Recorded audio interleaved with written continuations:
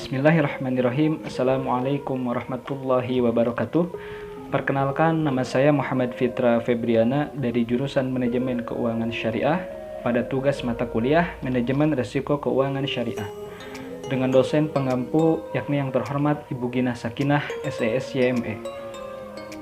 Baik, dalam video ini saya akan memaparkan tentang tata cara lembaga keuangan dalam meminimalisir suatu risiko. Kita tahu bahwa segala sesuatu bentuk usaha yang dilakukan itu tentu tidak akan luput dari yang namanya risiko. Salah satunya yang akan saya bahas yaitu dalam dunia bisnis lembaga keuangan. Menjalankan suatu lembaga perusahaan ini itu tentu tidaklah mudah karena perlu menerapkan sistem manajemen yang baik dan benar di dalamnya. Maka agar suatu lembaga keuangan dapat berjalan dengan baik dan stabil, itu diperlukan sistem manajemen resiko yang baik pula. Tentu saja bukan hanya lembaga keuangan yang membutuhkan manajemen terhadap resiko usaha, namun hampir semua bentuk usaha juga membutuhkan adanya manajemen ini. Karena manajemen risiko itu sendiri merupakan pendekatan terstruktur yang digunakan untuk pengelolaan ketidakpastian yang berhubungan dengan hambatan maupun ancaman dalam hubungannya dengan pengelolaan usaha. Penerapan sistem manajemen risiko pada lembaga keuangan itu sangatlah diperlukan, baik untuk menekan kemungkinan terjadinya kerugian akibat risiko maupun memperkuat struktur kelembagaan. Dalam kegiatannya, lembaga keuangan akan dihadapkan dengan berbagai macam risiko, seperti risiko kredit atau risiko pembiayaan, kemudian ada risiko pasar, risiko operasional, risiko hukum, dan risiko likuiditas. Sehingga dengan hal ini, lembaga keuangan diharuskan meningkatkan penerapan manajemen risiko untuk meminimalisir risiko yang kemungkinan bisa terjadi. Nah, risiko-risiko itu tadi tidak dapat dihindari, tetapi dapat dikelola dan dikendalikan. Oleh karena itu, lembaga keuangan memerlukan serangkaian prosedur dan metodologi yang dapat digunakan untuk mengidentifikasi, kemudian mengukur, memantau, dan juga mengendalikan risiko yang timbul dari kegiatan usahanya. Dalam pelaksanaannya, proses identifikasi, pengukuran, pemantauan, maupun pengendalian risiko tersebut itu memperhatikan hal-hal berikut. Yang pertama, ada pemetaan risiko bisnis. Mengembangkan pemetaan risiko usaha untuk mengidentifikasi risiko utama yang mengancam perusahaan.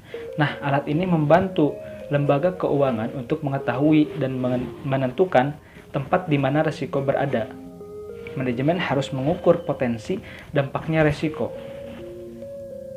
Nah, di sini ada beberapa cara yang umum dilakukan, yaitu yang pertama, membuat daftar berbagai risiko yang ada dengan mengelompokkannya ke dalam sebuah kuadran tergantung tinggi rendahnya tingkat kemungkinan yang terjadi dan dapat berdampak kepada rugi yang besar atau maupun yang kecil.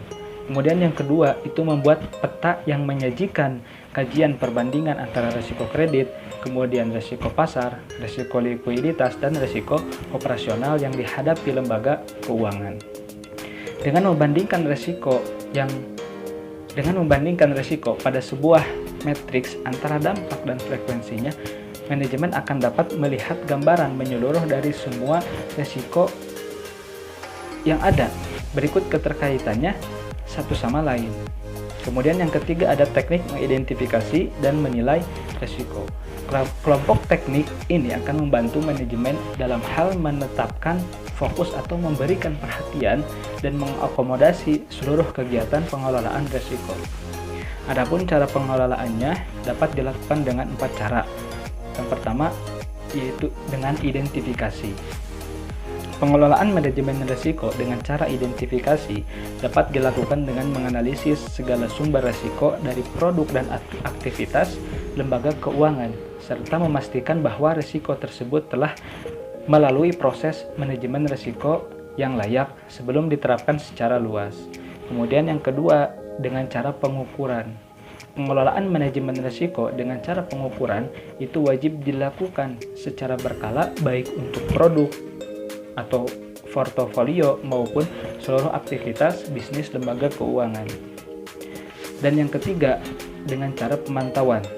Pengelolaan manajemen risiko dengan cara pemantauan dapat dilakukan dengan menyiapkan satu sistem backup dan prosedur yang efektif untuk mencegah terjadinya adanya gangguan. Dan yang keempat, dengan cara pengendalian. Pengelolaan manajemen risiko dengan proses pengendalian risiko yang memadai harus diterapkan oleh setiap lembaga keuangan untuk mengurangi potensi kerugian seperti penerbitan garansi, keamanan aset, dan kredit derivatif. Nah, itu tadi tata cara lembaga keuangan dalam meminimalisir risiko yang mungkin terjadi yang dapat mengakibatkan kerugian terhadap lembaga tersebut.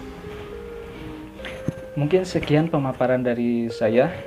Kurang lebihnya mohon maaf. Terima kasih. Wassalamualaikum warahmatullahi wabarakatuh.